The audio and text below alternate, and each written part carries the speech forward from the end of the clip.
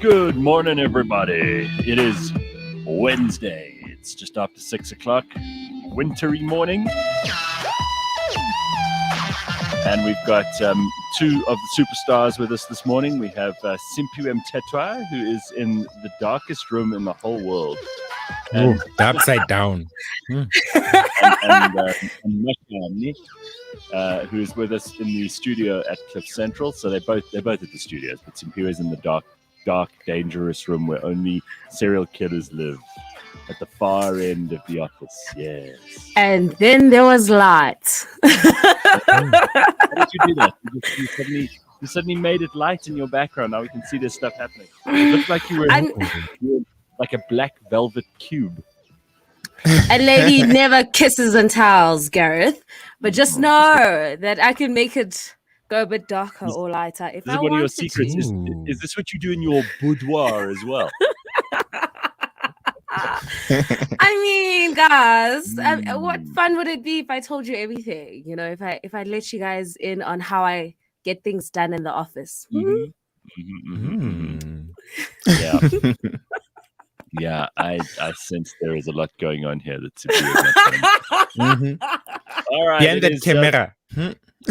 So I got to get this right off my chest straight away. Yesterday, I bought a couple of things, like household stuff that I needed on one of these online shopping sites, right? And then they ask you when you're checking out, they're like, and do you want to donate, I don't know, 10, 20 Rand or whatever it was, to some poor orphan child who desperately needs your help? And I'm like, oh, Jesus, this is like emotional blackmail, right? This is what they're doing. It's the same. I haven't been to KFC for years, but the last time I was there, they're like, and would you like to add 2 Rand for hope? And you go, still there. No. And then you feel like, oh, if I say no, that I'm the worst person in the world. So they guilt you in to like giving money, and I'm like, I shouldn't feel guilty. As taxpayers, which we all are, we're all paying for someone else's children anyway. Why should I be feeling guilty? You know, and they're like, would you like to add hope to help a starving child? Call that child, I'll eat with them. Call that child. So I just needed to ask you guys, I mean, do you respond to this kind of thing when people try to blackmail you into feeling bad when you don't really feel bad? Like, if you are buying yourself some greasy, oily, dirty chicken because you just need an upper, you need like something to make the day better after a long, hectic day, because let's say that's what you do. That's your way you treat yourself or whatever. And let's say you go online and you don't have a whole lot of money in the bank, but you're like, I'm going to buy myself something nice here on this online shopping site. And then they say, oh, but don't you want to help someone who's less privileged than you? It's really, it's mean, right? It's wrong of them to do that to us. Yeah. It's wrong, but they've been doing it for so many years that I think we've gotten desensitized to it at this point. Between KFC, the online shopping retailers, every single 5 seconds, every time you want to check out, buy something, it's all up in your face. And it's been happening for so long that I think nobody cares anymore at this point. People just scroll right past. Well, obviously you don't mind. Maj, you don't. And you don't either, Simphiwe. You're tough as nails, both of you. You're like, I smile. I will be like, no, thank you. God bless you. Yes, amen. Honey. We already know we're going to hell. You're okay with going to hell here? No, I'm not going to hell, guys. I'm a very nice person. but I do have boundaries, and I don't think my giving needs to be done when I'm buying food for me, myself, and I. You know, I'm trying to get through the day. I'm trying to be unhealthy. I'm just trying to be happy. And then there you are.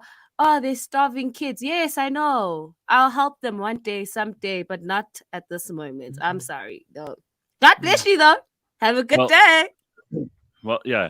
So you respond like you're all happy. You're like, oh, have a nice day. Because Robert says here, I say no thank you as if it was an offer for something like extra fries on the side. Like, no thank you. Is that what you do? And you keep and you keep it, and then you pay, and you're like, how much is that? Thank you. You just always Mm. have a smile. Always have a smile. Because they also do this pause thing. They'll be like, do you want to donate 2 rand? No. Mm. My answer's Yeah, they not going to judge you. change. Yeah, but then Yeah. in that second they're judging you. They're like, "Oh, They're like, that tiny selfish and son of a bitch." I'm like, But you yes, I guys are not. am. You're not moved. You don't feel Mm. bad. All right. So how about the guys at the Not at traffic all. lights? The ones. How about the Okay, ones they who get me dance on the street? sometimes. How about Mm-mm. those Yeah, guys? They The never guys who get me. dance. Mm-mm. they do Couldn't make me Ash feel just say, some type of doesn't way. give a shit. Mm-mm. Ash doesn't People care. dance. People dance just as well at the clubs, and we ain't giving them money. So No, you not giving them money. They're people. They're making it rain. They're making it pour. You know. I do feel a bit bad, especially if I've just walked out of like KFC. I have food, and then they are. Can I just have something to eat? And then you're like, nothing. Sorry. Oh, here's Excuse the me. line. Here's the line. Robert's just reminded me when they go, "How many hungry children would you like to feed today?" Yeah, that's a 0. horrible line. Zero. You just say 0. Yeah, Yeah, zero. just say 0. Oh, just say My I'm plate is also a full. hungry child, so I want to feed myself first at this point. But I've been quite desensitized over the years because I used to take taxis for quite some time. And in Mm. taxis, you'd always get those beggars at the taxi ranks who come up to the taxi and Yes. start begging while you guys are sitting in the Yes. taxi. And you're like, all of us here only have 10 rands or 20 rands, our money for this taxi. So of course, none of us have Yeah. extra cash or extra change to give to you. And these guys would come with the most craziest stories, such as, oh, my mom and dad died, so I don't have any parents. I'm like, half the people in here don't have parents, y'all. What do you mean? What do you mean? Mm. So that's not going to cut it for me. My sympathy points have gone down drastically. Unless that child is here and I'm going to feed them right here, I am not giving anything to charity, like during purchasing. Well, Tato says share, like, and subscribe for hope. Oh, yeah. Well, I mean, give this video a thumbs up, guys. At least, Yeah, there we go. That's the least you can do. Just Right. a thumbs up. Okay, so we don't have to feel bad about that because have you noticed also tipping has become a big thing? Like I've always tipped waiters. I when I have money, I tip the guys at the petrol station. You do that? I've always wanted to. Yeah. I've never gotten to that point where I'm like, Well- yeah, sure, my brother.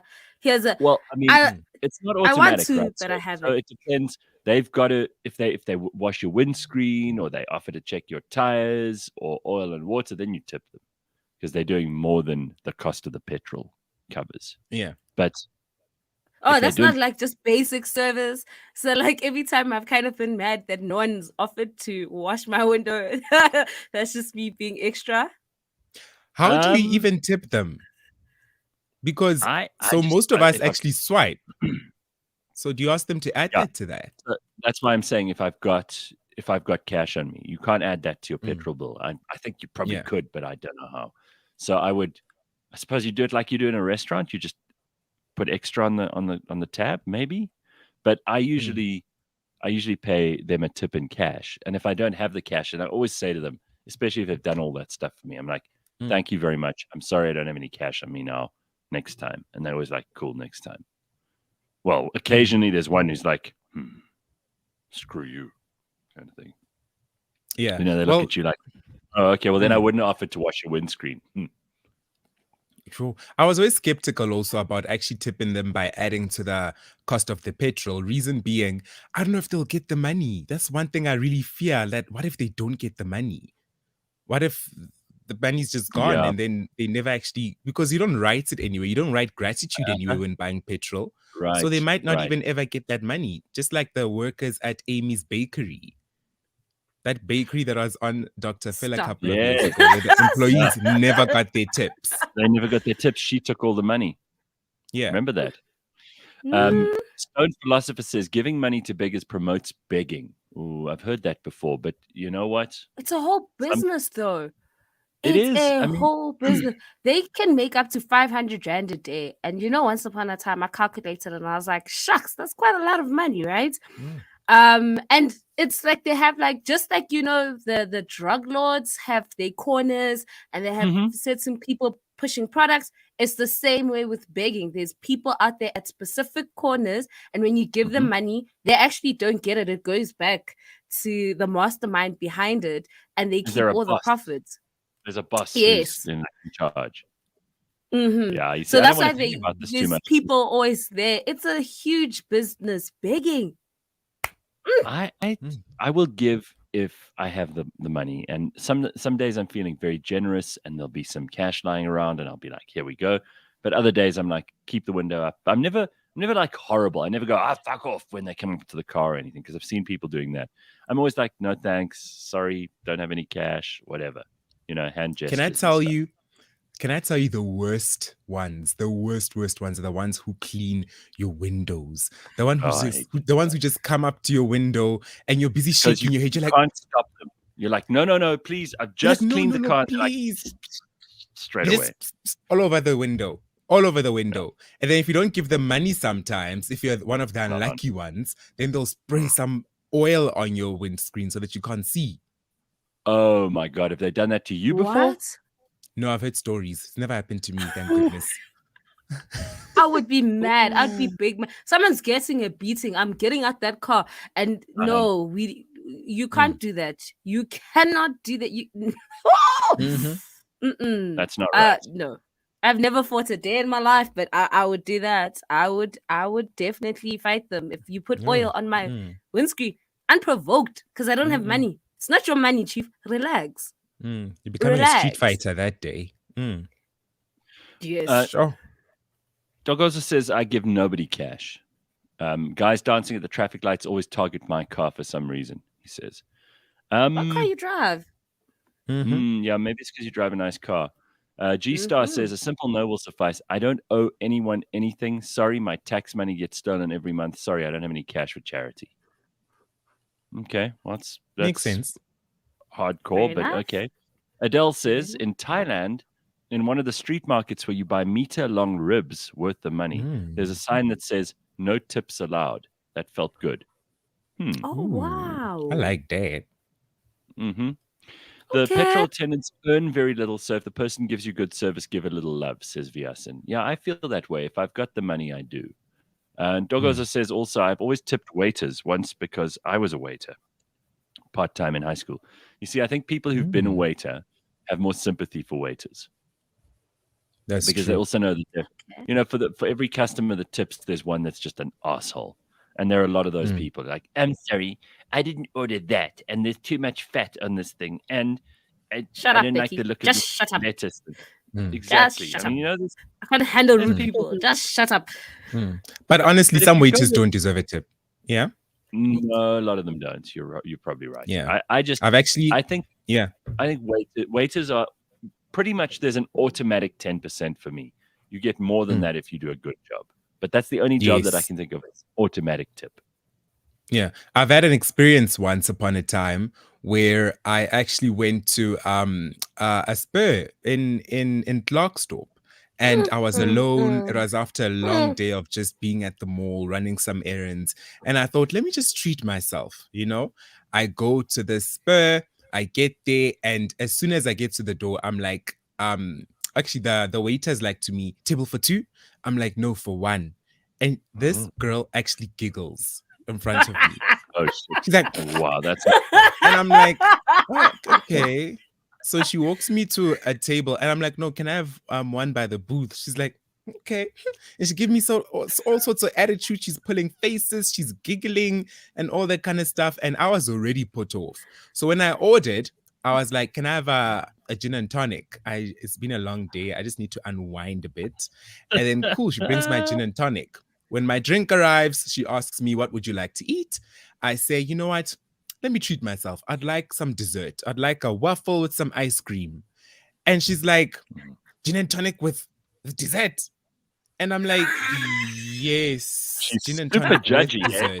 I mean, she is so judgy. Hold on, honey. I mean, you're only waitressing at Spur. You're not at like the Jean Georges in New York City. So Calm down. Exactly. I was like, you're not at the Pilatio or something. So give me my damn ice cream and waffle and let me just get tipsy here with my G&T. She was very judgy. And after that, I was just like, the bill was like 90 Rand or something. And I was like, you know what? Let me tip her 9 Rand. That's 10% and I'm out of here. Right. No, good for you. Because that's fair. You know, she had attitude, but then maybe, I can't imagine you would be if you were a waiter, and I would have made a terrible waiter. I was a waiter for one day and I was useless. But like Mash, you would have been one of those waiters with attitude as well. You would have been. I would have smacked someone. I would have been. We can't tolerate rudeness. We cannot. I think the first rude customer that you get is the one I would have been like, oh, somebody hold the front door. Like, who do you think you're talking to like that? Excuse me? Like, And also, I think I've had a waiter like... I can see Simphiwe like unclipping their earrings, like getting ready for a fight. Like, yes, like why are you rude? Why are you rude? Like, I'm sorry, didn't your parents teach you manners? This is not how you teach to be like. That's my thing, and I feel like I'm also passive aggressive. So I think even if I don't outright say that you're rude, I think when I'll be like, you know, here's your every food. Time you turn around, you'll just turn around saying bitch to every customer, like bitch. Every time you turn around. Yeah. Like, and then she's gonna be like, you have people that are like, oh, I'm on a diet, but I want a waffle and whatnot. I'm like, girl, you ain't on no diet, but here you go. You know, and keep it moving. But people are rude out there, and I think that's the thing. Sometimes they need a nice clap just to remind them that this is the world. You can't be rude to everyone. I don't condone violence, though. I feel like Gareth as a waiter would just be him. I think perhaps maybe fat shaming the fat people. Yes. Yeah, there you are, like ordering your dessert. They ordered like 2 kilograms of ribs. I'd be like, oh, don't you want to make that a salad? Don't you want to cut that down a bit?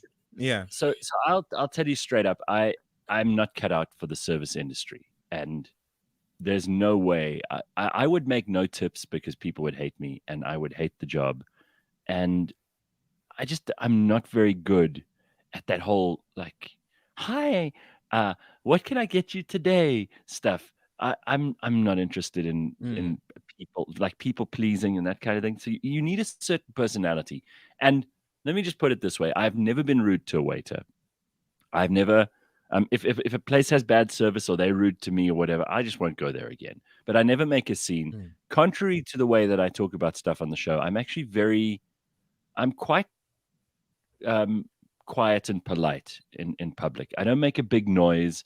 I don't draw a huge amount of attention to myself. I would never say to a waiter, oh, you know, yeah, I like your uniform, or one of those corny jokes that so many people make. Or, you know, when they're trying to be funny, but the waiter's like, just please, I'm here to do a job.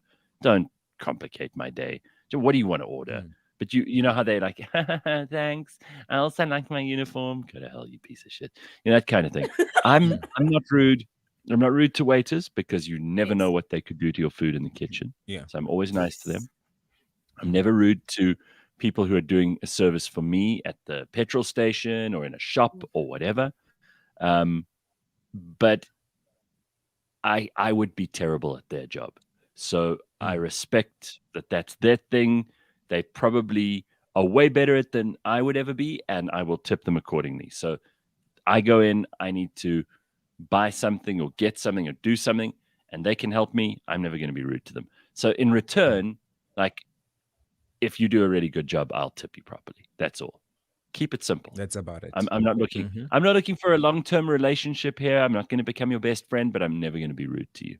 Clementine says, there's one beggar I often see at a train station near my city. He always begs for transport money. Seems like he targets foreigners. He even carries an English note with him.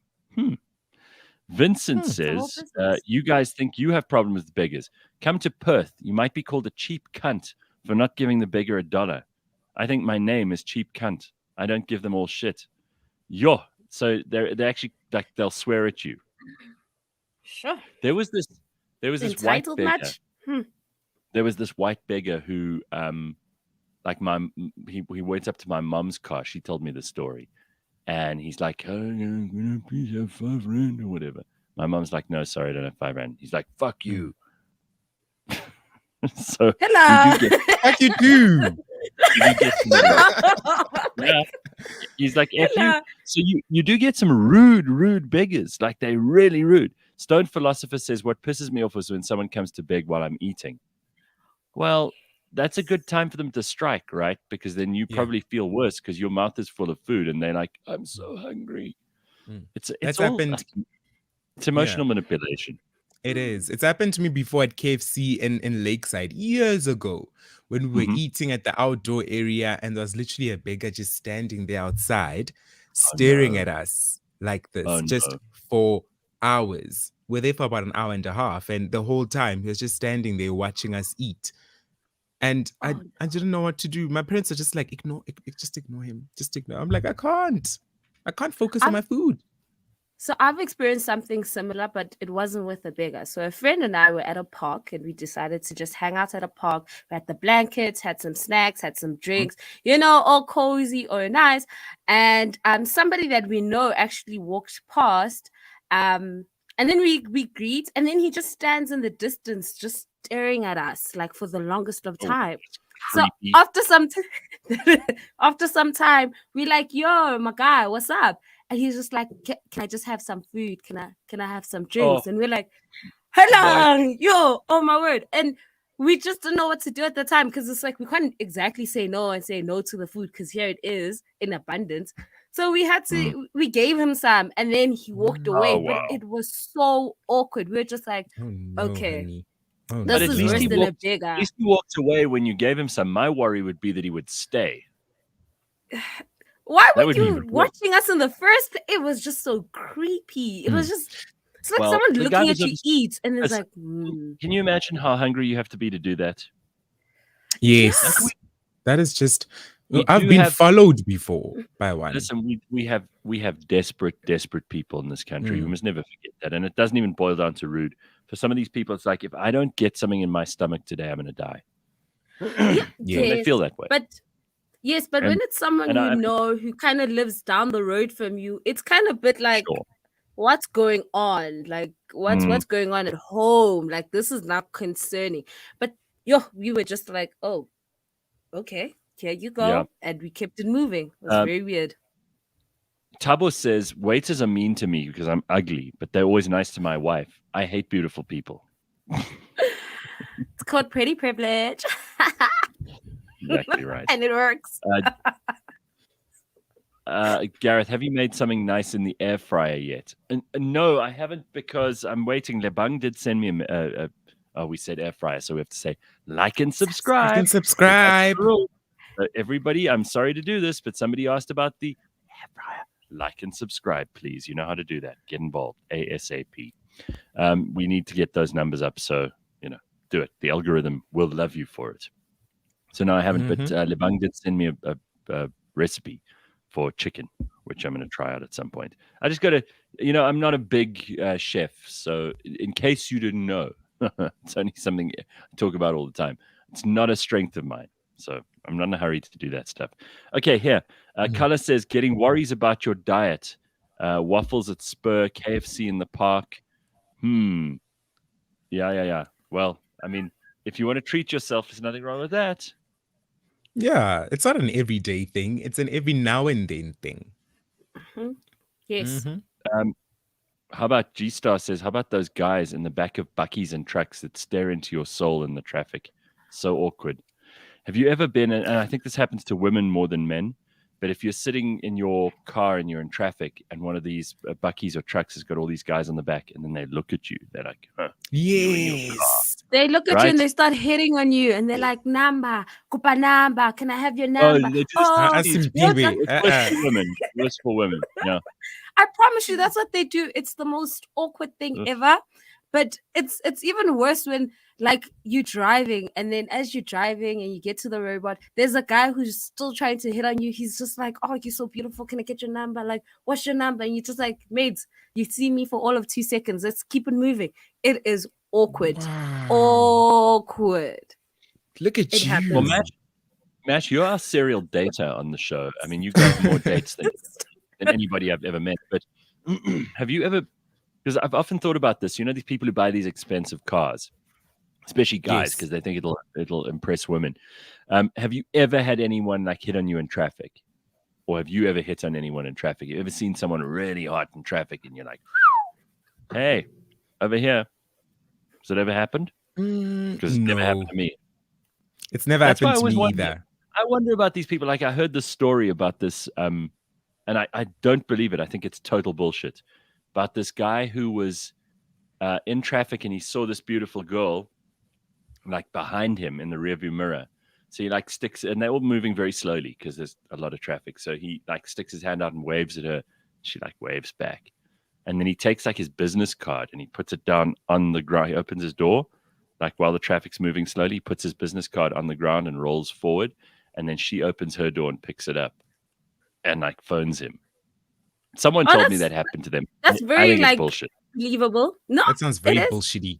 No, let me tell you. It You sounds know why? bullshitty, right? Because that's something very similar has happened to me.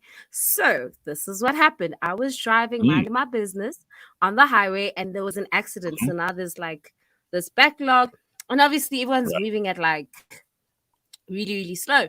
And so there was this really fancy car right next to me, and he looks at me, and I'm like listening to music, minding my business, like, whoa, yes. And he smiles. I see him, I'm like, oh, hi, I wave. And then, like, as we move forward, he kind of was like, oh, can you just go to the island? And then he just proceeds to go to the island, and then he kind of writes, like, hey, can I get your number? And he put like his number on there. So that's very believable because that's happened to me. So it and happened it to happens you, like, huh? yeah. Wow. Like guys will hit when I say guys will hit on you on the road as you're driving, they will do that. Like they will get your attention, and the minute they've gotten your attention, the minute you're like, it's tickets, it's done. Was this in the East Rand? Yes. Of course, yeah. Only they have the guts. Only they have the balls to do such crap. East Rand people. Yes, it sounds like the start of a porn movie. Who's gonna stop on an island to go talk to a stranger? Who has the time for that? Yeah, makes a lot of sense. Especially if there's an accident. Man, and there's don't be traffic jealous because it hasn't happened to you. Well, it's definitely not happened to me either. So I don't want it to happen to me, Simphiwe. That is just very disturbing. I will admit this only works if you are a good looking gent and have a really nice car. Because the first thing I noticed was the car. Ugly people then I was have like, no okay. chance. And then I was like, are you pretty? Are you nice? Poor. Can I? Ugly and poor is not even a starter for you. Yes, pretty privilege is a real thing, especially amongst men. Pretty men can get away with a lot of things from what I've seen. But I always say there's no ugly billionaire. There's no ugly millionaire. Money makes you very, very handsome. I promise you. You know, I promise you. People talk about white privilege, or they talk about, having like lots of money, and all of that stuff's fair and good. But no one ever talks about pretty girl privilege. Pretty girl privilege is the most valuable privilege in the world. You can get anything from men because it's different for men. If you're a good looking guy, sometimes you can get something out of someone, sometimes you can't, but it depends also on who you're talking to. But with women, good looking women, man, they can open doors that nobody else can open. Just because they and you need to know how to use it. Like I always say to my friends, like when we go out sometimes, it's just like sometimes that extra smile will get you into an area that you can't even get into, and you're just like, hi, how are you? And they're like, oh, okay, what do you want? You're like, oh, can we go to the VIP? And they're like, okay, and then everybody's, so it's just about the smile, and then you just have to do a young caress now and again. You're like, oh, you're so nice. Ooh. Done. And that's it. Well, you better enjoy that, Simphiwe, because according to Vincent, you're going to hell faster than all of us for not helping the needy. She won't give the people on the street money, but she'll stop on an island to go meet a stranger. How?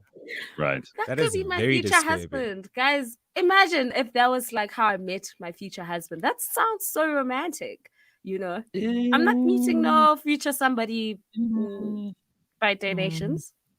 Well, all right. Let's look at some headlines quickly this morning. The timeliness of leading Mkhwebane to suspension points to Cyril Ramaphosa not doing his job. This is what people are saying.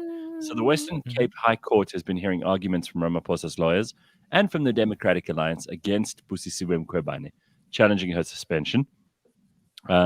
Apparently, the Western Cape High Court heard arguments from them, and they are saying that advocate Busisiwe Mkhwebane's suspension is actually all about Cyril not doing his job. This is what her lawyers are saying. His lawyers are saying this woman is incompetent. She needs to go. Former state security boss Arthur Fraser brought to light how the president had millions in foreign currency stolen from his Palapala farm in Limpopo. The DA was party to Tuesday's matter because the motion for a parliamentary inquiry into Mkhwebane's fitness was brought by Chief Whip Natasha Mazzoni. The party's lawyer, Stephen Budlander, has presented a timeline to the court showing how Ramaphosa initiated her suspension in March already, when he asked her to give reasons why she should not be suspended. He further points out how Mkhwebane in May responded and how the revelations in Palapala were made only in June. So they're saying it has nothing to do with the president going through whatever he's going through at the moment. This is all about her. She took too long to respond. He says this showed the president was only doing his job by suspending the public protector. Budlander also said holding Ramaphosa accountable for the farm saga should not be above this whole situation with Mkhwebane and her impeachment hearing. So what do you think of that? I mean, I just can't believe that anyone didn't do that. I can't believe there are people who are like supporting Busisiwe Mkhwebane. That's what I don't get. That's the part I'm confused. I'm like, okay, she's been really, really shitty at her job. Like Shamila Batoy, the public prosecutor, they've both been really terrible at their job, but there's still people out there who will defend them. That's what's amazing, right? You can get away in certain jobs with doing a really bad job. People will just, it's okay, pass it on. The Lesotho government has dropped the murder charges against their ex-prime minister. Do you remember this story?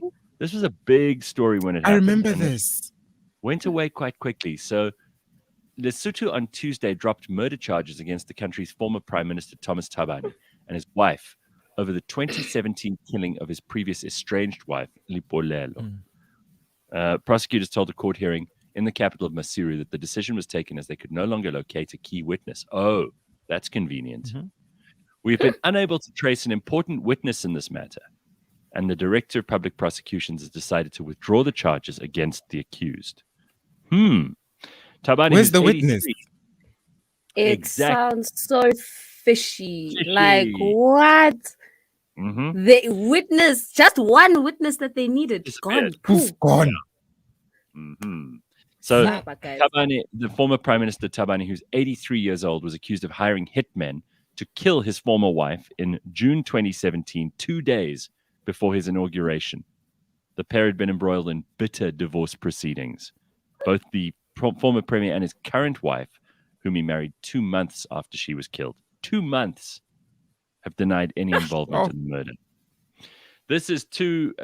they shouldn't get away with this. What do you think? I mean, they can't get away with this. Well, they're going to. The witness is gone. The witness is gone. Well, they've pretty much gotten away with it at this point. So they had no other evidence apart from this witness's testimonial. And now suspiciously they've disappeared. But look at these two. Look at this former prime minister and his current wife. Tell me they don't look a little bit suspicious. Look at those two. Even that look, I'm so scared. He's just like, don't mess with me.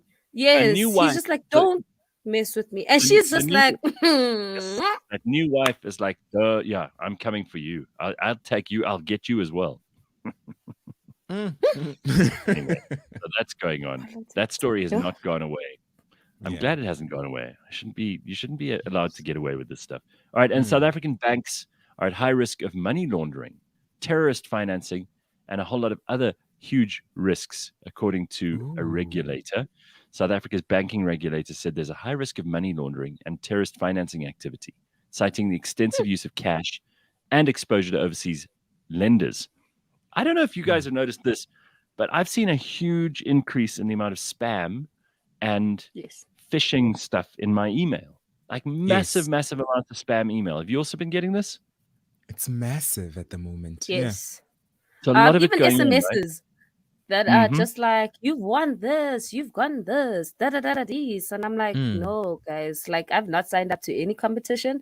So I'm Right. not clicking anything.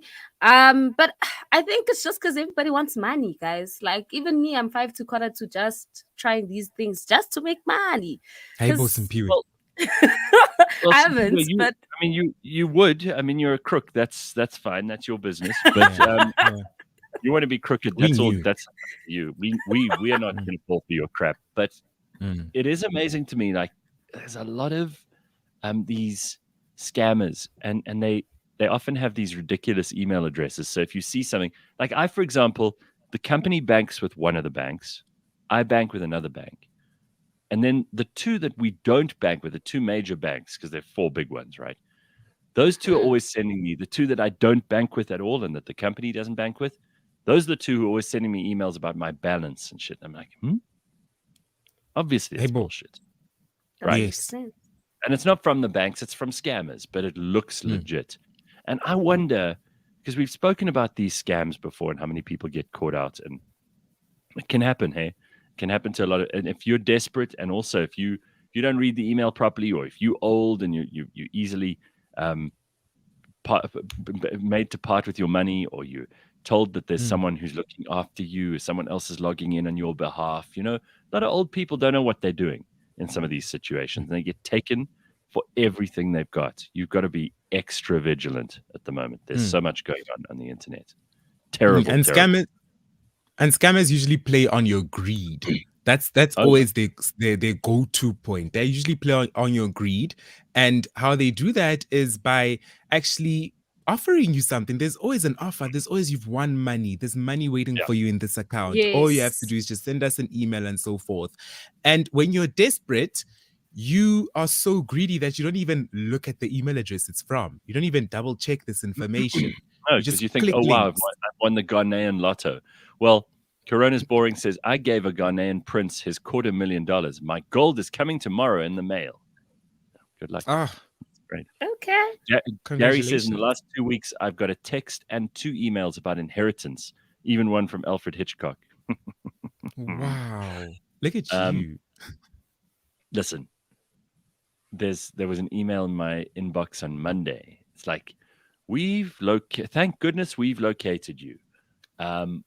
Your Okay. great uncle has died, leaving a huge fortune. And I'm like, I know this is just bullshit, right? Obviously bullshit, because I actually know who my relatives are, for starters. And even though there's some part of me that's like, ooh, but what if it's true? Let me find out more. It's just a scam. Don't fall for this stuff. Anybody. Theron says, But I if you were think in banking and you're forced to bank with that bank in order to get paid. Ooh, is that what happens? Yes. If you work for, so you have to work for the bank. I mean, you have to bank with the bank you work for if you work for one of them. Yes, it but only most makes people I sense. know, who do work in banking just open an account with the bank just so they can get their salary in there, but they continue using another bank. Yeah, but that makes sense.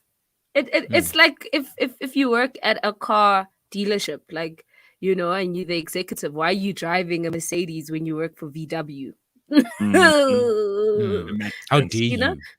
yeah. So I think that makes sense. But also on this spam thing, like people also need to look out on their DMs, because that's how they're also targeting people. Oh, They'll send messages Instagram is about your account. Yes, yeah. like Have either your you account received, there's something wrong because you or guys have something got like that. quite a few followers on social media. I mean, especially as you're growing the MacMash, you've got lots. You're an influencer, right? So you get these Yeah. messages, and then people are like, we would really like to collaborate with you.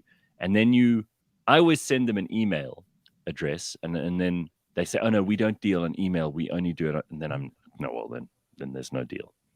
Then don't worry about it. And it happens a lot on Instagram. And nowadays, the biggest scam on Instagram are these Instagram competitions where you get DM'd something like, give me a word quickly that starts with H and ends with K. And you're like, oh, hook. Then you say hook. And then they're like, okay, awesome. You've won yourself 2,000 Rand. Please send me your email address for Instagram Pay. And I'm like, what on earth is Instagram Pay? And then No basically such what they do is they use your email address. They're going to send you a link, and then thing. they're going to actually make you log into your Instagram there for Instagram Pay in inverted commas. And then Oh, you're going to get an SMS, which is your verification code, of course, if you have two-factor authentication on. And then they're going to be like, oh, please send us that number as well quickly, just so that we can actually process your payment. And then you right. send them that, and then poof, account gone. Fun. And usually what they do in this case is if you want your account back, they'll make you record a video saying something along the lines of, oh, you want to win lots of money, or do you want to make money selling crypto? All you have to do is just follow the link in my bio or whatever. And they actually take that video, put it on your profile, and nobody knows at this point that your account was hacked. And they tell you that, yeah, to get your account back, you have to take a video of yourself saying the script. You The do that. minute Mhm. I believe you, because the minute I see any of my friends, like I'm not talking about people that you've never met that you follow, but friends of mine, Yeah. the minute I see, and this happened to someone the other day, the minute I see that they're like pushing some product, but not, Yeah. it's always a financial product. There's like, do you want to invest in gold, or do you want to buy cryptocurrency, or do you want to do like trading in currencies? Talk to me. That's when I know someone's either hacked them or I shouldn't be their friend anymore. I'm out. Yes. Gone. The main thing that actually gives it away now is as soon as a profile posts a screenshot of a lock screen with a bank notification and it says Done. 75,000 Rand in or something like that, it's over for them. Just say your goodbyes, and then they'll DM you telling you, hey, I was actually entered into some competition. Please vote for me. You just have to log in here to vote. And you're like, they're gone. It's chai Yeah. for them. It's over. Write them Yeah. off. But what's worse is Well- once they've hacked into Mash's account, then they'll start sending emails to his followers. So you think Yes, Mash is the correct. one like asking you. So if Mash sends me like a DM, I'll be like, oh, okay. Like it'll be like, oh, please help me with XYZ. You don't think much of it because you're like, oh, this is Mash. I know Mash, you know. Right. Exactly. And that's also another way they get more people kind of like hooked onto this because you trust the person that's DMing you, but no, it's not him. Well, I mean, Yeah. you do have to give credit to these guys. Like they're working out better and better ways of getting hold of your money, and some of them are very clever. So Corona's Boring says, I love replying to those emails from people who say I've got a long lost relative. So Corona's Boring replies, oh my God, when did he die? Where is the funeral? How's Jane doing? You know, you got to ask the important questions. That's a way to deal with it. I'm telling you. I used to reply, Marahi, the time it's going. No, it takes two. I did it one morning just for fun because I had an extra 15 minutes, and I think I read it on the show. And then the guy replied, or the girl, or the scammer replied. It's like, no, man, don't be silly. We're trying to help you out with all of this money that is yours, or what. So they kept trying. So they obviously have no sense of humor either. They're just stupid. They are. I can't wait for the day, because there's going to be a day soon where machines can pretend to be human. And Gareth, you know where the danger is. It's coming. It's coming. And then you're going to be like, you think you're talking to a person, but you're actually talking to a machine. And it's going to be sending you automatic replies. Can you imagine how that's going to hit people when it comes to like relationships? Because there's so many lonely people in the world who are desperate to be with somebody, to get a little bit of love, to get a little bit of attention from somewhere. Yeah. Right. And then the machine is responding like, oh, I just saw your profile picture. You're really beautiful.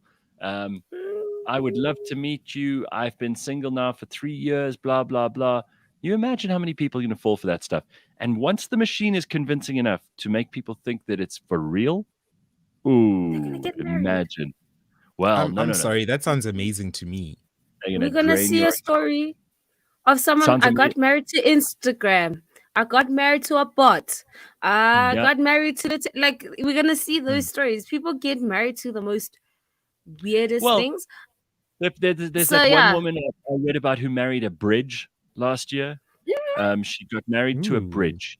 Yeah, she fell in love with and got married to a bridge. So there's a whole building as well. There's a lot of these crazy people that crazy crazy things. And so the minute there's a bot talking to them or like a robot and they're like, this is true love, I promise you they're going to marry that app. They're going to be like, this is the only way I can communicate. The only reason why I actually would like that is because it gets overwhelming sometimes. I mean, I chat with a lot of people. I mean, hence the dates. I chat with a lot of people all at once. So for me, it'll actually help me better manage my communication with all these people. So I mean, last week I was dumped by someone actually who I didn't know I was dating. And main reason being, you didn't even say good morning. You just went the whole day without talking to me. I'm like, I'm busy. I can't start every day with good morning. So I actually thought of this during the week, and I thought to myself, wow, imagine if there was like an automation or something on WhatsApp, or even on SMS, where I could actually set an automation every day, send good morning automatically to these 10 to 15 people. Automatically. And of course, they're going to be like, good morning, how are you? Okay, automatically reply to them, I'm good, thanks. Have a busy morning, but I'll chat with you later. Cool. You probably could. You could you know how you schedule social media like posts and things. You could probably schedule replies to all these various people that you're dating all at once. Mash. Yes, that would be amazing. It's gonna end in tears. Let me tell you why. South Africans have not even mastered the art of being able to forward a message on WhatsApp. They'll forward a good morning, my love. I don't think they're gonna get it forwarded. So I don't think this is going to work because they're not gonna personalize the messages. It's all gonna be standard, and that's how you catch them out. You can automate a lot of things, but I don't know if you can automate love. I don't know if you can automate relationships. Relationships take the only way it works is if you're actually paying attention. And machines don't pay attention like that. That's not what they're there for. They can put out like standard replies and stuff. Remember that when people are in love, they're also a bit doof. Like they don't think quite straight. Very. So so you can actually automate a good morning, my love, every single morning, and nobody will catch on. Every single person feels special. I think that would work. There's probably somebody out there who's figured out a system. You know, like these guys who have like one wife in one town and another wife in another town, and they manage to juggle them both. Now, I wonder, there's probably somebody who's using technology to manage 2 or 3 relationships at once, keep all those plates spinning. But I think that must be exhausting. It must be so tiring to be doing that, and emotionally draining, because we are not built, no matter how much of a player you think you are, we're not built to keep all those plates spinning in the air at the same time, and it's going to catch up with you. Speaking of catching up, it is about damn time we speak to Sean Sanders at Revix. People have been asking for Sean. People have been saying, where is he? Just because Bitcoin is down at $21,000 doesn't mean we don't want to hear from him. So here he is from Revix, our friend Sean Sanders. Hello, Sean. How are you? Good morning, Gareth. Morning, team. Yeah, I'm good. Calling in from London today. How are you all doing today? Very good. So how's London, first of all? It is boiling hot. I mean, Revix has been expanding to Dubai, and I'm gonna have to get used to this heat. Like London is like, it's like the Middle East for every reason, right? You've got like a lot of the UAE here, and it's cooking hot. So listen, it's good to see you, because there's been a lot happening since we last checked in with you. And people, you know how everybody loves a conspiracy theory. So some people are like, oh, well, Sean's just ignoring us because he doesn't want to talk about the current crypto market. But that's exactly what you want to talk about. And it's exactly what people want to hear about. So what do you think is happening? Because it came down quite dramatically, and it's been hovering around $20, $21, $22,000 for a while now. Why is there no movement, Sean? What's happening? Is it stultified and hot like London, or is there something going on that we don't know about? Well, I mean, this has been, wow. In terms of a sell-off, it's been one of the most brutal sell-offs we've ever seen. You saw the likes of Celsius, you saw the likes of Babel Finance, Voyager Digital. So a lot of crypto bankruptcies that took place. And that was sort of contagion that happened within the space. There was a lot of forced selling, and just a thing across the board, like incredible speculation towards the end of last year, then turned to incredible fear earlier this year. And that's sort of been in this market for a while. But it's been a bit of a macro story, because the crypto market's been very correlated to the traditional stock market. Certainly sort of the NASDAQ, for the course of this year. And I think it'll remain to be quite correlated for as long as we're in this very high inflationary period. And Gareth, I mean, we said this on the show. If we go back 12, 18 months, even into the pandemic sort of times, we said, hey, listen, there's going to be tons of inflation that's going to come. And my assumption was that Bitcoin was going to be an inflation hedge. It may still turn out to be an inflation hedge. Remember, inflation is not done. We're still in the depths of inflation. I mean, seeing 9% inflation in the US is no joke. So I think the crypto markets, it's the highest risk asset class that exists out there. It is seen as essentially like high tech stocks. And yeah, I guess, will the crypto market recover over the long term? I mean, I'm very confident that it will. But over the short term, I think we're going to see a lot of volatility. Having said that, though, the crypto market has bounced 15% over the last week. So the entire market has seen a bit of a recovery. I just don't know if this will be something that will be continuing. Well, I mean, a lot of people are very, very nervous now because of this huge sell-off. How has it affected your business? Because you guys essentially, if crypto's doing well, it's good for business, obviously. Your net value of the company goes up. I tend to not sell when the market's down because otherwise you actually realize those losses. So while we're all looking at this going, oh, well, it used to be at $60,000, now it's at $21,000. I've lost so much money. You only realize that loss if you actually sell the asset. And what you just said is that in the long term, you're still bullish about this. I still believe, considering how governments have mismanaged money and fiat currency and how inflation is a direct result of their mismanagement, you still would prefer to be in something where you don't have government overreach and government control. And that's obviously cryptocurrency. There are only a few things in the world that are beyond the control of dirty, greedy politicians. So I would say don't sell, but how has it affected the business? So, I mean, we are a long-only crypto platform, i.e. when you come to us, you can't short any cryptocurrencies. We have built it so that you buy and then you sell it at a later date, and that's how you make money. So, it has made, I suppose, business a little bit more challenging in the sense that people don't trade as much, people don't invest as much. But as you said, people also sit and they hold. And I guess that's what we've been talking about the entire time on this on the podcast, right? Is we want people to be long-term investors and actually view this as an asset class. So, our bundles have done exactly that. They've kept investors into the crypto market over an extended period of time. I think that this has also been an interesting period because the guys and girls that came to crypto and that just wanted to make a quick buck, they're out, right? They sold a while ago. They're not holding on now. So you've actually got fundamentally almost a cleaner and better crypto market as a result. A lot of the speculative sort of leverage and all the rest has been removed from the space. So that's been good to see. And I also think, Gareth, you're talking about, sort of non-sovereign digital currency. Then that's more like sort of Bitcoin. That's more Bitcoin Cash. That's Litecoin. So there's a select group of cryptocurrencies that are looking to become sort of digital non-sovereign money. You've then got the likes of Ethereum and a whole bunch of other cryptocurrencies that are doing things that are very different, right? I mean, decentralized finance is the space we spoke about on the podcast before as well. It's grown so much. And I mean, this is a sector that really will be the future of finance in some way, shape or form.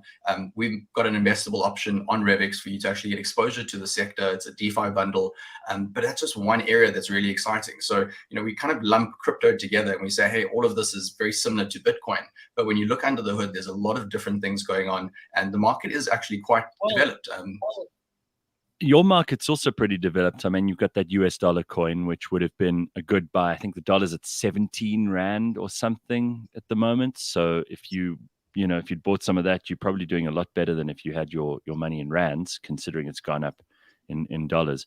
It's also, I mean, like anything at the moment, people aren't really sure what to do with what little money they have, because there was this huge glut of money that was just printed and put out onto the market by governments like Joe Biden's in the US. And obviously that money has dried up now. And a lot of people put that into stocks and a lot of people put it into crypto, and they've lost that money because they then decided to cash out on a loss. They have.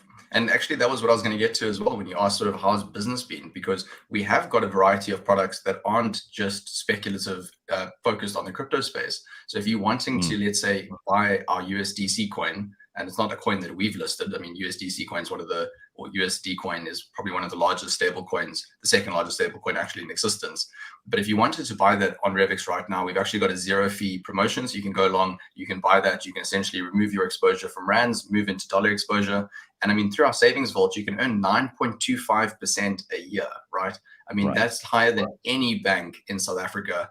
And, you know, if you're wanting to learn more about how we generate those yields and the risks involved and all the rest, I mean, by all means, reach out to our team. We've got 24/7 support. We're not like other lenders within the space. We're not taking your dollar stable coins and going and lending it to risky parties and all the rest. There's in South Africa a really great opportunity to actually earn yield on this. And that's really another area that we focused. We've also got PaxG, right? So Paxos Gold is a gold-backed token. And gold has sort of been, you know, one of these things that you would expect in a recession like we're supposed to be entering now to perform really well. And it hasn't performed really well because the dollar's been really strong. So there could be an investment opportunity there. So if you're interested in getting some, you know, gold, this is actually a token that is backed by physical gold held in London Brinks vaults. We can offer that on the platform. So, you know, there's a whole bunch of different things that I suppose we've launched over the last few years. So you can head over to www.revix.com if you want to learn more about that.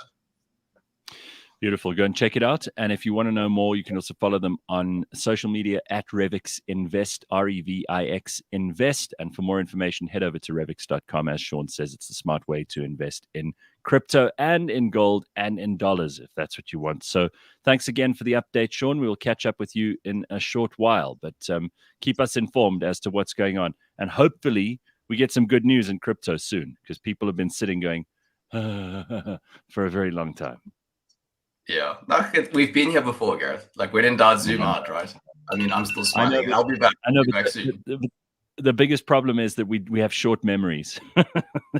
That's all. We do. We forget very quickly. All right, thanks, Sean. There we go. There's Sean Sanders from Revix. That also brings us to 7 o'clock. Coming up after 7 o'clock, decided I wanted to play for you an interview that I did just a couple of days ago with a guy called Alan Mendoza, who is fascinating. He runs a think tank in London. He's the founder and executive director of the Henry Jackson Society, and they have a global outlook on all of their issues. They also advise all kinds of people, important politicians, people who are massive investors, and so on. They direct analysis, research focus, strategy, and development. And they talk about all of these things. We talk about it, he and I. The conversation touches on, among other things, Boris Johnson, the Russia and Ukraine crisis, China, the political left and right, free speech, and even a little bit about South Africa.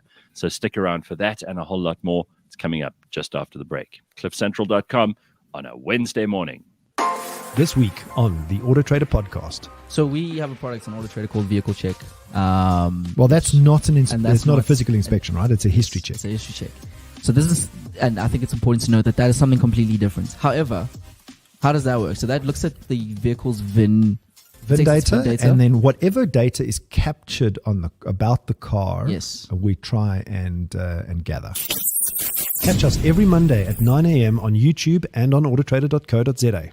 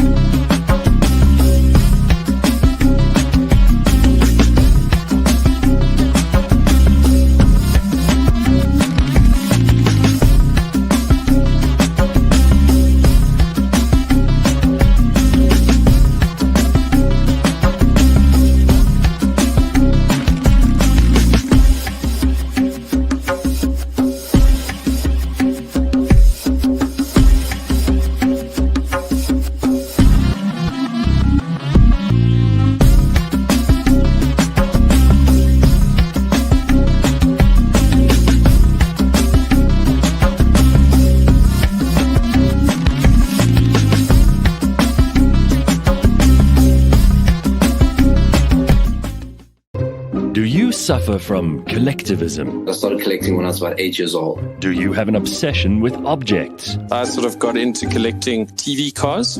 Are you a fanatic? A devotee?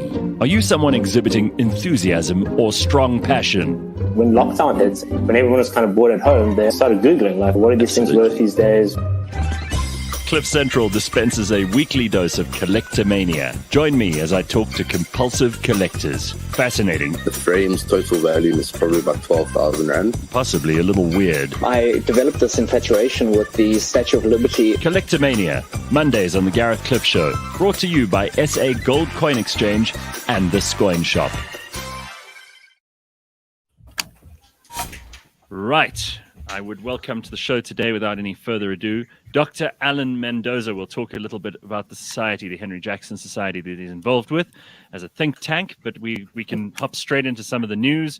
We can go into some of the big global incidents and affairs and relations that are taking place all around us, the things that people are most interested in. Let me not waste a single second. Dr. Alan Mendoza, it's a great pleasure to have you on. A real pleasure to be with you, Gareth. Thank you. So I know it's chaos in London today. Today, apparently, Boris Johnson says he's going to resign. Now, you guys at the Henry Jackson Society are an international think tank. You talk about all kinds of issues. But the Conservative Party in Britain being front and center news for you right now, I mean, there's probably people on the streets shouting and screaming either, bugger the Tories, or thank God Boris is gone, or oh no, this could mean an opening for Labour. I mean, what's the actual undercurrent here, and what do you think is going to happen? Well, it's a really interesting question. And part of this is that the situation has changed so fast that to actually analyze it and to understand it, you kind of need a degree just in, kind of political analysis to even understand the twists and turns. Just the last 3 years of Conservative Party politics, you'd need 3 degrees.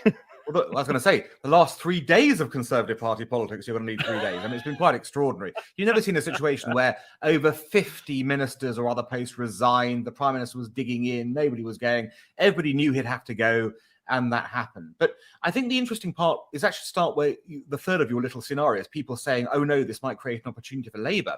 I think, ironically, the main reason he's gone is not because people are worried about his successor creating an opportunity for Labour, but actually him creating an opportunity to Labour. And I think if you've seen in the last few months, the election results for the Conservatives have been pretty grim. They've lost parliamentary by-elections in rock-solid seats. I mean, these are seats that should never, the seat in Devon that had a 24,000 majority, which is huge in British terms, that had never been non-Conservative held. That went to the Liberal Democrats. You saw local councils in London, in Westminster and Wandsworth, things that have been Conservative for 30, 40, 50 years, turning Labour. I think there was a general sense that what Boris Johnson was doing was harming the Conservative brand, trashing the brand, and that he was a drag rather than a winner. And that actually, if you want to win the next general election as Conservative, you have to replace him. And frankly, I think that's been the sort of mood within the parliamentary party for the last few weeks. Of course, aided by this whole ethics scandal business that's been dripping for the last 6 months as well. And I think what you've seen is a twofold process. In the country, people lost faith with Boris Johnson over his behaviour, his personal behaviour. But in the parliamentary party, they lost faith with him because they felt he was now a loser, not a winner. Well, how did it all go so wrong for Boris? Because he came in on a high. Theresa May and even David Cameron, to some extent, had really lost their way with Brexit. There seems to have been an overwhelming amount of energy and momentum behind that movement, which the two of them completely misread. Boris comes in. He's got all the qualities of an eccentric Englishman. He's probably a kind of, and I don't want to overstate this or give Boris too much credit, but there was a Churchillian kind of oratory skill to the man. Certainly sometimes his mouth is also the thing that got him into the most trouble, more times than anyone on the Conservative side would have liked. But Boris didn't look like the worst possible person, and I thought maybe out of his depth in some respects, but he acquitted himself reasonably admirably for a long time. I think COVID hit like it did anywhere else in the world. All the politicians quite hard once we realized how much they'd buggered it up. But what do you think happened to Boris along the way? And where did he lose his footing? And what was the most egregious sin on his charter? Well, again, you've packed a lot in there, and there's a lot to talk about. Look, Boris will be remembered for three things, I think. Three things positively. I mean, there are plenty of negatives, but on the positive side, he'll be remembered for, as you say, getting Brexit done, number one, when nobody else had appeared could get over the line with a very difficult political issue that had paralyzed British politics for 3 years, and he got it over the line. So that's a genuine achievement. Secondly, his response during the COVID pandemic, when he prioritized the vaccine production, and Britain, essentially, was second in the world after Israel in the rollout of vaccines. That was spectacularly successful, obviously, and helped, and his attitude to COVID in general, the normalization of COVID as something we're going to live with for years, was a major achievement. The final achievement, I think, has been, obviously, it's an ongoing one, is the Ukraine war, of course. His incredible support for the free world, if you like, in Ukraine. That will go down in history. But you're quite right to point out there have been considerable negatives as well.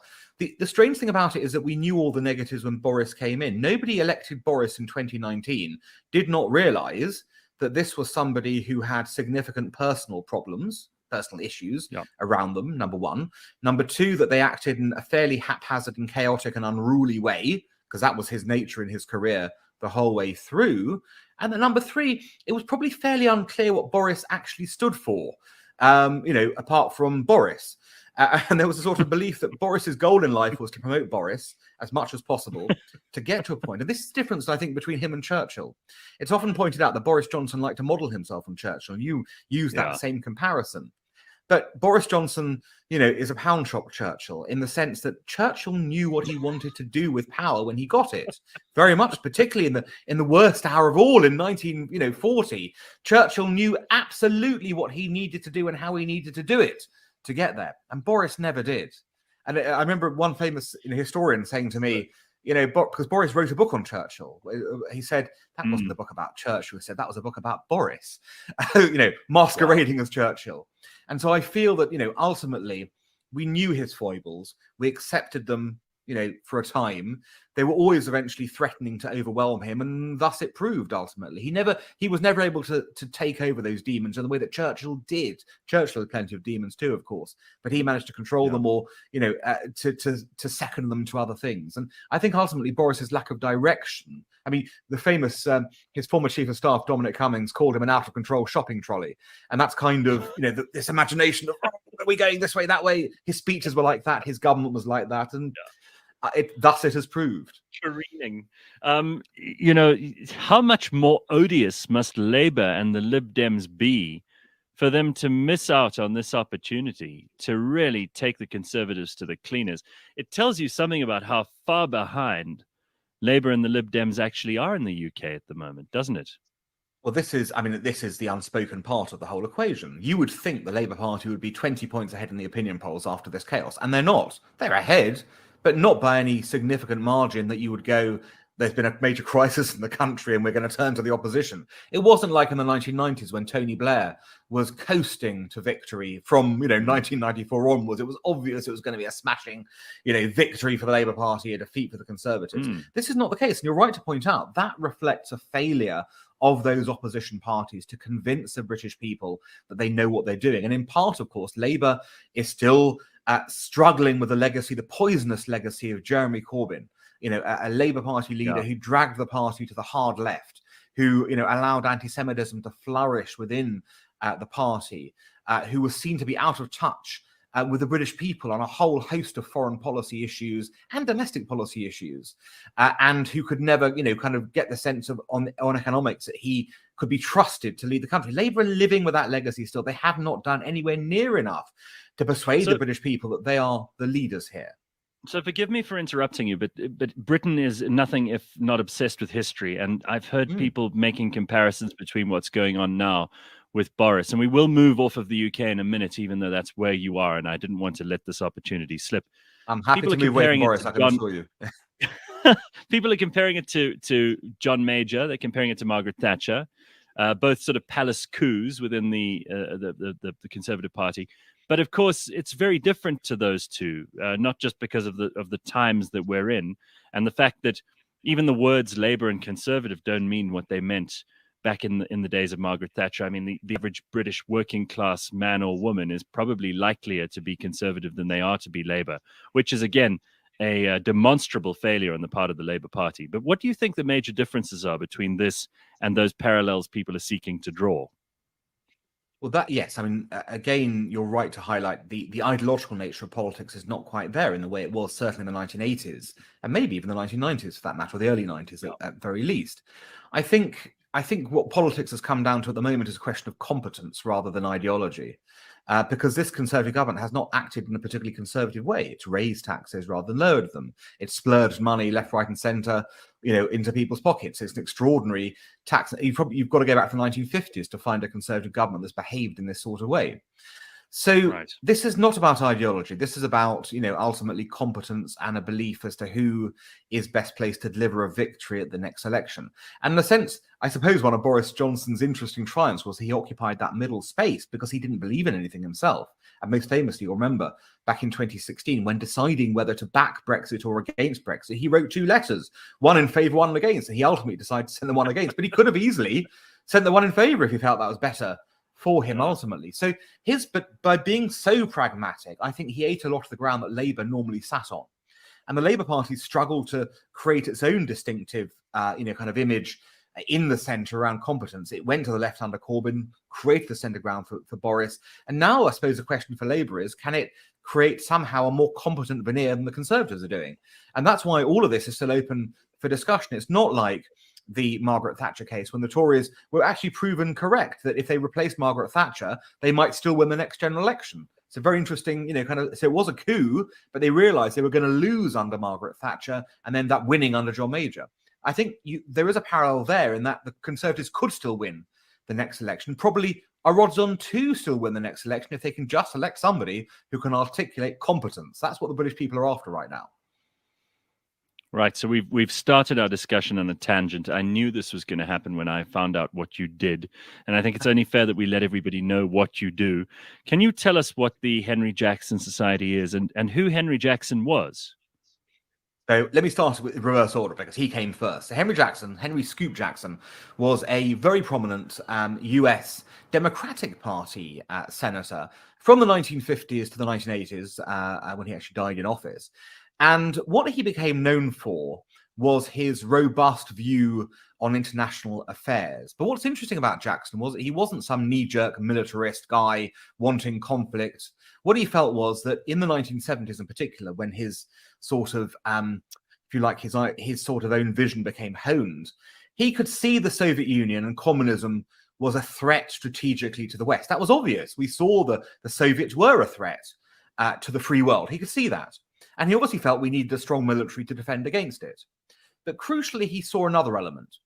He saw a system that the Soviet Union was based on, the communist system, that was a challenge to the values of the free world. It was, it was repressive. It kept you in prison. It's the only regime that built walls to keep you in rather than to keep you out. There was clearly an issue of human rights and what people were allowed to do in that system.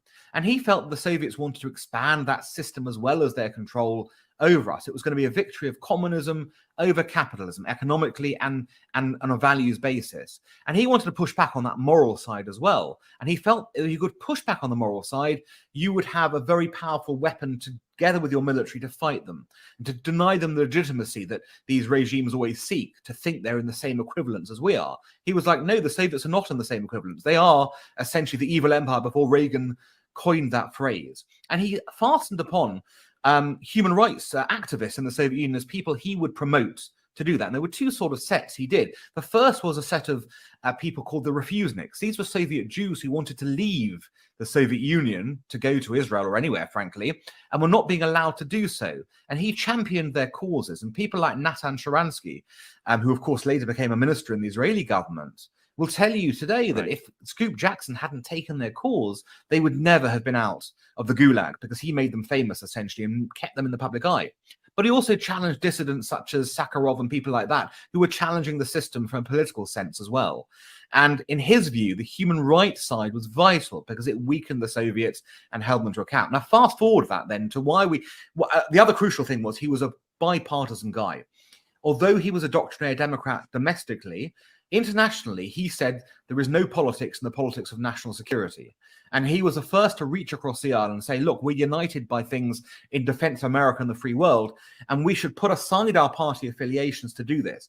So when we were conceptualizing the Henry Jackson Society many years ago, we were like, well, how do we, kind of create an image of, firstly, this is not a political situation. I may personally be a conservative, but I can see benefit in the foreign policy of people like Tony Blair and others, and we want to be cross-party. So we fastened upon Jackson as someone who really exemplified, the moral approach to foreign policy that we wanted to see happen, and to domestic activities as well, but also, crucially, working across party aisles to do it. And so today, the Henry Jackson Society, if you like, what we do is we promote, defend, and protect the principles of free and democratic societies, both at home and abroad. So abroad, we are about defending the free world, which is why you will see us on the front lines against Russia and China and Iran, who are threatening the free world. And domestically, we're looking, obviously, at what are the things that are undermining free societies? What is, harming free speech? What are the challenges today in speaking your mind about certain aspects without being cancelled, and aspects like that? And of course, also harder stuff like extremism and terrorism and what's happening domestically. And I would argue that we are the UK's boldest organisation on that front, being unafraid to take a stance, whether at home or abroad, when others would rather probably hide their heads in the sand. I think those are all marvelous things, and I'm glad that there are institutions, non-government organizations that are taking up this kind of cause, because they're not en vogue. They're not necessarily the most fashionable things at the moment, even though all the people who are decrying them for not being fashionable are living under the auspices of those very freedoms, which people like Henry Jackson would have championed and triumphed. So I know we have a mutual friend in Douglas Murray, who's just written an incredible book about the defense of the idea of the West. And the war on the West is what it's called. Before we get into the specifics, and I do want to hear what you have to say about Russia and the Ukraine, and also about Chinese hegemony, and what you think about the decline of the American idea, if there is such a thing, if it is in decline. But before we get into any of that, on a more general basis, do you feel that there is this great tension developing between the left and the right in the world, or is it as it's always been?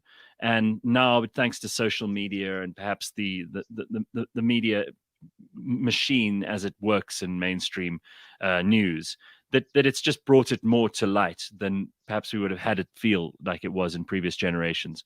Is there really this massive, chasm between the left and the right internationally? Well, I think there probably is, unfortunately. And I think that is a cyclical issue. I mean, you see it at different times. I mean, in the late 60s and early 70s, you saw big divides between the left and the right internationally about how they handled international, sort of issues like the Soviet Union or the Vietnam War, or indeed what was happening within societies. What, if you like, the prescriptions the left had under someone like George McGovern in 1972 versus what Richard Nixon had were fairly deep divisions as to the line. In the 1980s in Britain, there were very, very significant divisions between the left and the right. But in between, you've had periods, of course, when there's been more consensus. I would say the 2000s, for example. There was a long period, I suppose, even the 1990s, when you had this whole post-Cold War dividend. Everyone was kind of getting along with the idea that broadly liberal democracy, we're all there, we're all in favor of rights, we're going in this sort of basis, and everyone just sort of bumped along quite happily. I think what's happened, of course, is that I think it is the left that's provoked this sort of crisis. And what you've seen is a hardcore of activists within left-wing movements who have risen to prominence in certain places. Now, sometimes they've taken over political parties. Good example being the Jeremy Corbyn element in the UK, but you could also see what they're trying to do in the US, the Democrats, and attempted to sort of, the progressives are trying to take over the party there. Sometimes though, it's in civil society organizations. I think academia is a classic example of this. The left have completely taken over academia and are enforcing a set of beliefs and values, their beliefs and values, on everyone else, in direct contravention of what academia should be about, which is a free-flow discussion and debate of ideas when you should be challenged with those ideas. And instead, that's not happening. People's views are being clamped down upon in an ever more draconian fashion. And it's not simply there, it's in other cultural institutions as well, arts institutions, the museum sector, all these places. You've seen a 30-year campaign by the political left, if you like, take over these places and to drive control. And so even though the political right has probably been more successful politically in the last 30 years, slowly, the basis of what is acceptable, deemed acceptable in society, has changed towards the left. And I think the radicals of that movement are far more radicals than even the radicals of the 1960s. And I think although there are still many sensible people on the left of politics, it is on that side of politics that you are seeing the great divide to make things that we used to regard as axiomatic now be seen as evil and wrong. And that's what we have to guard against. If we're serious about bringing people back together again, we have to reassert the traditional values of liberal democracy, not, if you like, the new left values of liberal democracy. That's the perversion of it, actually. And of course, that's provoked the right, which can become very, very dangerous indeed. And we've seen in history, we don't need to look very far back to see just how awful the right can be when it's at its very worst. But unfortunately, when the left has gone to its extreme, it does wake the dragon of the right. And we see, Hungary, we've got some murmurs going on there. In Poland, we've got some noises. In Russia, we can see it very clearly. In Brazil, you could argue it's happening too. Certainly in America, I think there are still people who are traumatized by the fact that someone like Donald Trump might have become president, where there were people who were predicting precisely that a good 15 years ago already. Well, exactly. And I think it's very interesting to look at the reaction and counter-reaction. The far right is a problem, there's no doubt about it. But the far right has never been a major issue in European societies, for example, since the Second World War, until fairly recently. And part of that is driven, as you say, by a reaction to what is being seen on the ground, whether it is a change in the cultural fabric of societies, whether it is a sense that things have changed beyond what they were established for many, many years in that way. And I think there is an obvious reaction to that people are going, well, the mainstream parties are not having an answer to that. So we're going to these extreme responses. I mean, France, just look at France. The fact that someone like Jean-Marie Le Pen, who now has moved, to her credit, more and more to the center, but essentially is the French liberal left's worst nightmare of a candidate. She made a very good showing in the last election and is on the precipice of garnering for herself the kind of kingmaker status that was unthought of, especially in a country like France, which has always tended to the left. I would agree with that. What's interesting is that so Marine Le Pen is someone who I would still regard on the extreme wing of politics, although, as you say, she has kind of changed her focus, shall we say. I'm not sure she's changed her belief, but her focus has changed. It's true. What's interesting about the French election, she has. But what's interesting about the French election is not simply that she has risen to this incredible prominence, but that she has done so symbiotically with the hard left of Mélenchon. And what's terrifying about the French election is in the first round of the French presidential election, over 50% of French voters who voted for extreme candidates of either far left or far right, if you take in Zemmour as well. And again, in the French parliamentary elections just now in the second round, you've got, well over 150 extremist MPs on either side who are in the French National Assembly. In my view, the largest number of extreme MPs in any European country since the Weimar Republic. And and that didn't end so well from memory. Saying something. So well, I mean, you've got a problem on both sides here. And you could quite easily draw parallels there again with the US. Bernie Sanders and his supporters probably had more in common with Donald Trump and his supporters than with the moderates on either the moderate left or right. Correct. And I think that reflected itself certainly in 2016 when sufficient numbers of Sanders supporters probably switched straight to Donald Trump and just said, no, thank you, Hillary Clinton, we're voting for Trump. And that's, helps Trump, come in on that basis. So this is, I suppose this relates to, if you like, the circular theory of politics, that people on the, if you look, it's not a left-right spectrum, it's a circle. And so the people at this end and that end of the circle have more in common than the people over there. So that, sort of does go very much to that sort of belief. So, Alan, I really am trying to be very conscious and disciplined about our time because there's so much I want to touch on with you. Let's just talk about the biggest geopolitical crisis of the moment, which is the situation in Russia and the Ukraine. What is your take on this? Is there an end to it? Because it seems like this is going to be protracted. I don't think that the Ukraine or any of its allies necessarily see a way out. I don't think Russia cares whether there's a way out or not. They've profited enormously from this and will continue to, even if they haven't had the military successes that they were hoping for. And the international community is now between a rock and a hard place because we're all paying more for fuel. We're likely going to find that it is an extremely onerous situation to get ourselves out of. When I say ourselves, whether you're on the left or the right, or on the pro-Russia or the pro-Ukraine side of this, it's something which could have been avoided, and which I have to, with all due respect to Joe Biden and his incompetent presidency, say that this could have been avoided. Probably there were his own CIA chief, who had been the head of their mission in Russia, had warned him that this could have been obviated in some way before it broke out into all-out war. Well, certainly on that score, I think there were numerous things we could have done to stop the conflict. The big mistake was most people did not believe Putin would actually cross the line into Ukraine. And as a result, but he's been telling us, he's been saying it in plain English, well, in plain Russian, for 12 years probably, that this is his intended goal. And his past actions were indeed reflective of that.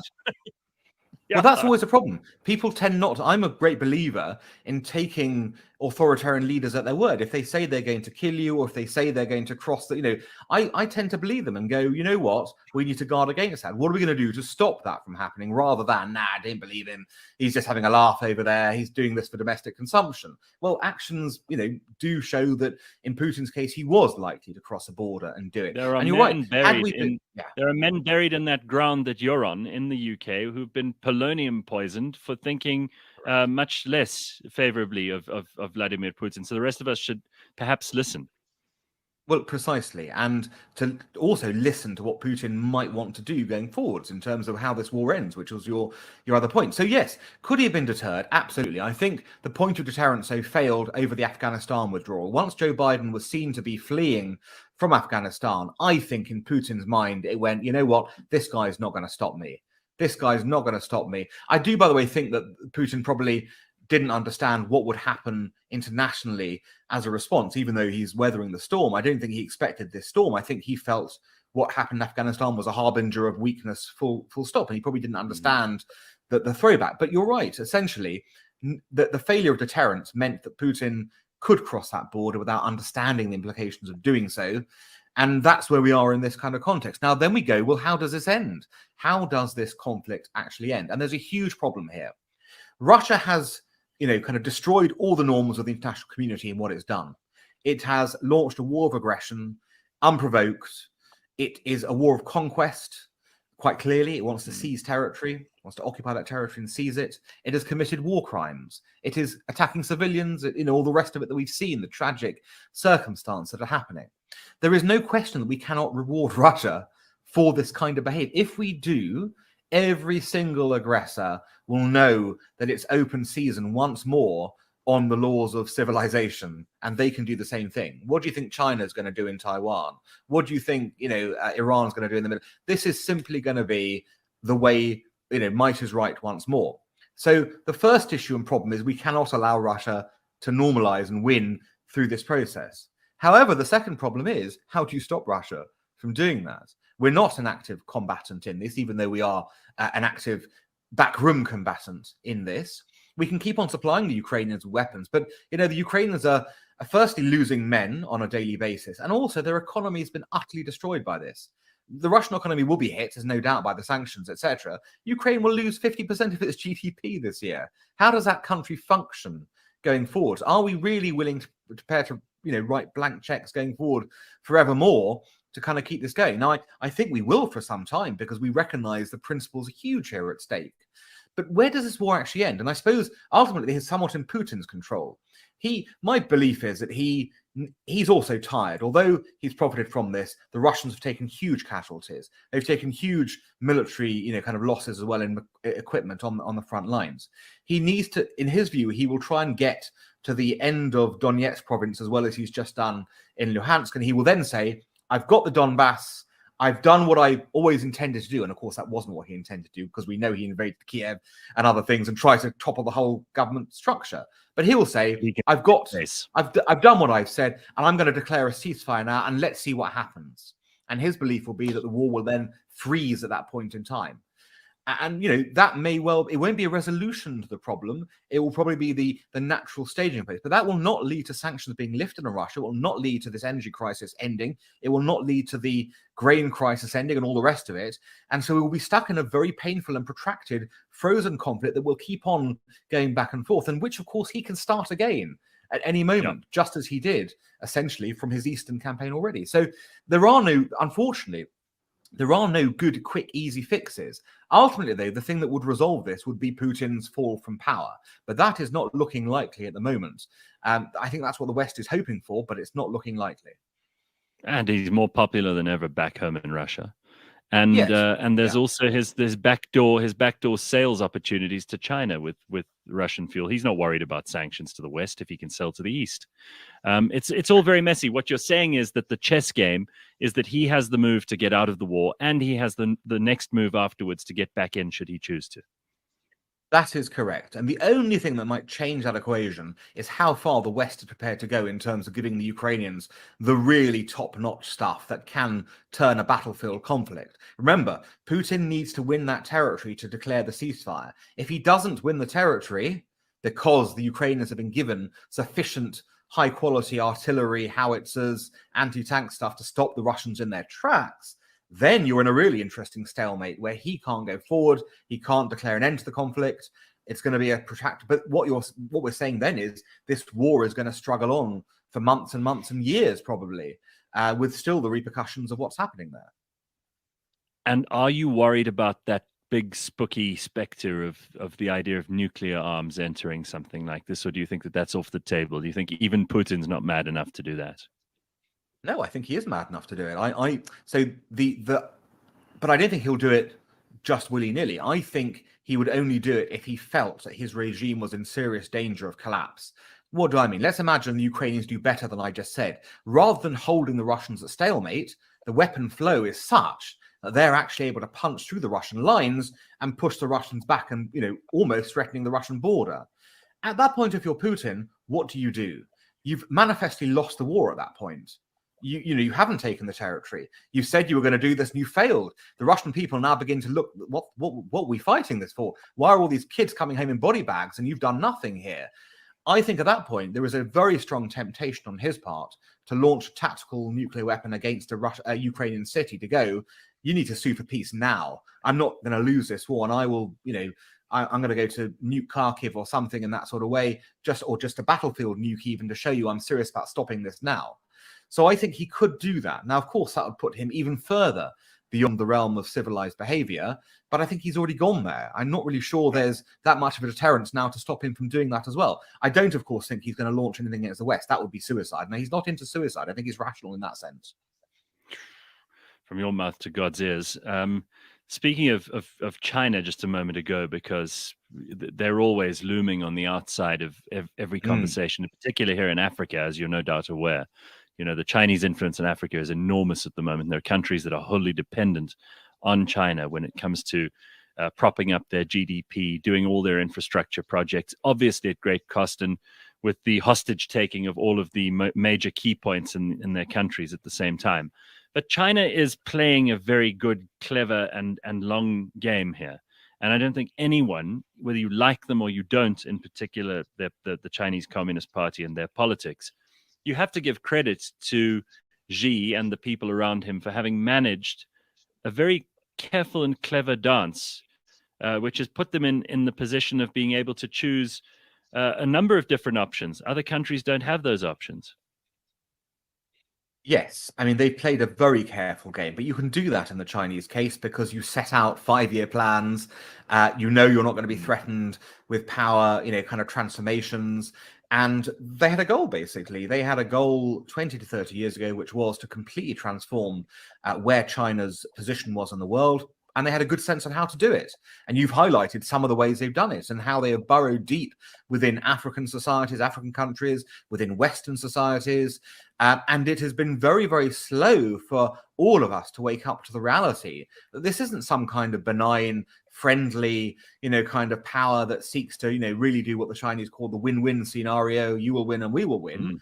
in this context, a Chinese win may be a short-term win for you, but will be a long-term loss for you because they establish themselves in such a critical way in your economy that you can't get them out. And if you try and get them out, they then hold you to ransom on that basis. And the Russians, I suppose, are showing you a good way of what that's working like in energy, but the Chinese have done it in other areas as well. And as you say, they're in their strategic position is brilliant. Now, it's not perfect. They are still settled. At the end of the day, they are dependent on us to be their customers. And they can't just run this themselves in that sort of way. So there are points of leverage. There are ways we can, of course, move away from Chinese control, particularly of strategic areas of our economies. But that does require a concerted effort for us to do it. I thought we just had a situation this week where the head of MI5, our domestic intelligence, and the head of the FBI did a very rare joint appearance when they highlighted the threat of China to our domestic societies in the West. You've got the same problem, I think, in Africa. Also, huge problems with Chinese infiltration of all kinds.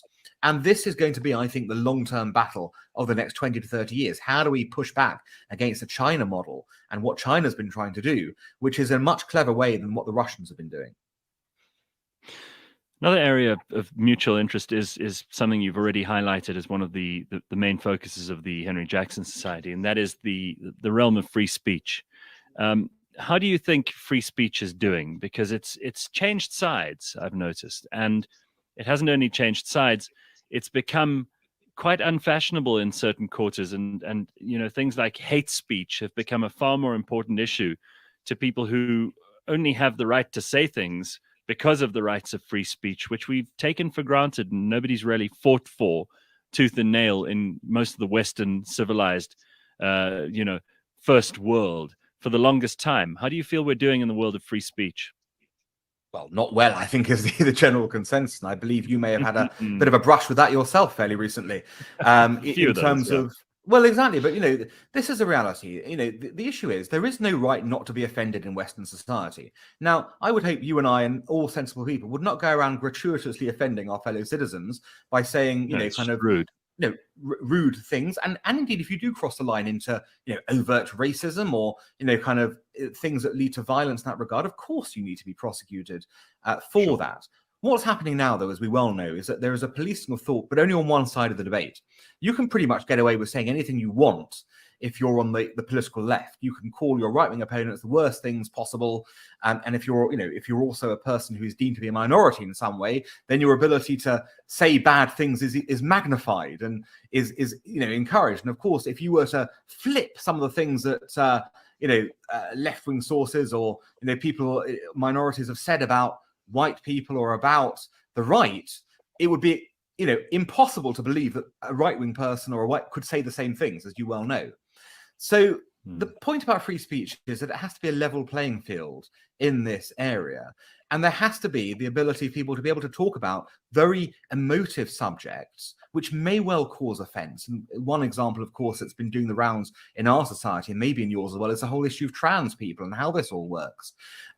Where, of course, we had a court case this week where a person who had been fired on account for what they said about trans people, it was now deemed an illegal firing, which was a great victory for free speech, actually, that somebody can say what they wanted about a controversial issue and not be fired for it on that basis. But, how has it come to this? We've had to launch court cases to defend against people's rights to not be fired for saying something about a very controversial area like trans, where some people are trying to establish an orthodoxy that just isn't where most people are in our societies. And I think what's wrong about what's happening right now is, to finish this point, what's wrong right now is that minority positions, i.e. minority cultural positions, have become seized by people with a political agenda and pretend that they are majority positions. And that is, I think, what is causing real problems in our societies right now. Ordinary people going around going, that's not right. That's just not right. But I'm being told I'm wrong to say it. And that's a huge problem for our free societies.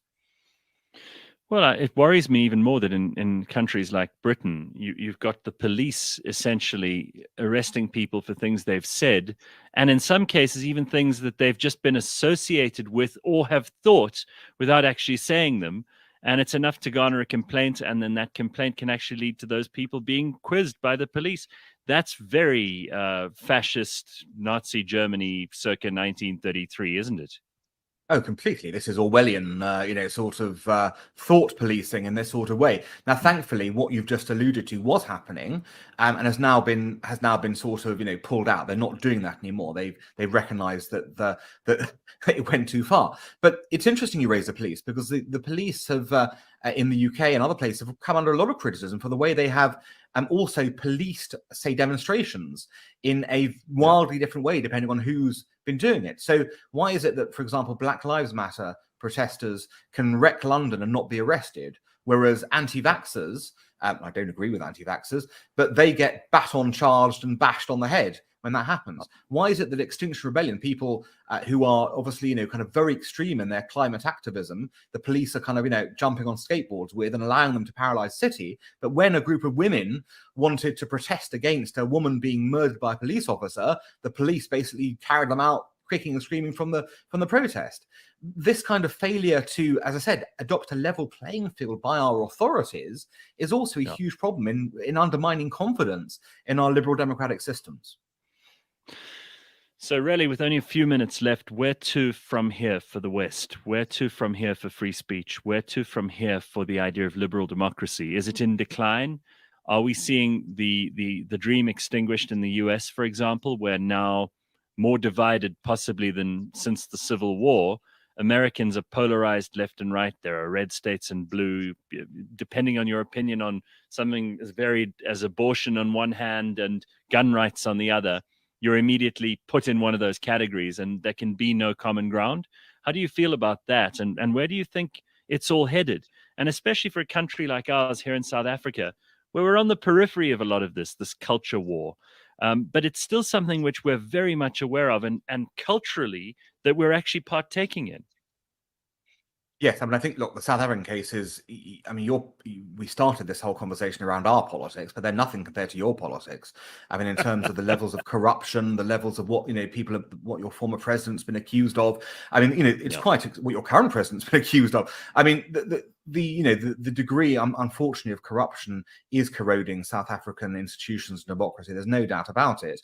And there's no doubt, of course, that all this background noise around culture wars, may well potentially be used by people clinging to power, having been exposed for their activities, as a way of perhaps defending them and going for a different target. So I think you've got a particular concern there about what, people who are looking to, deflect attention might go to, and that will not, be positive for your society. But, for our societies elsewhere, I think the good news is, there is some good news. The good news is that the whole Russia-Ukraine thing has reawakened the idea of the free world, and that there are external threats to the free world, and we are going to try and, limber up to fight those. I think the NATO expansion shows people are willing to do that. I think the sanctions show people are willing to do that. If you'd have told me a year ago that we would be responding in this degree of unanimity across the Western world, I would have been surprised. So I think that shows there is life internationally, at least, in the idea of the liberal international order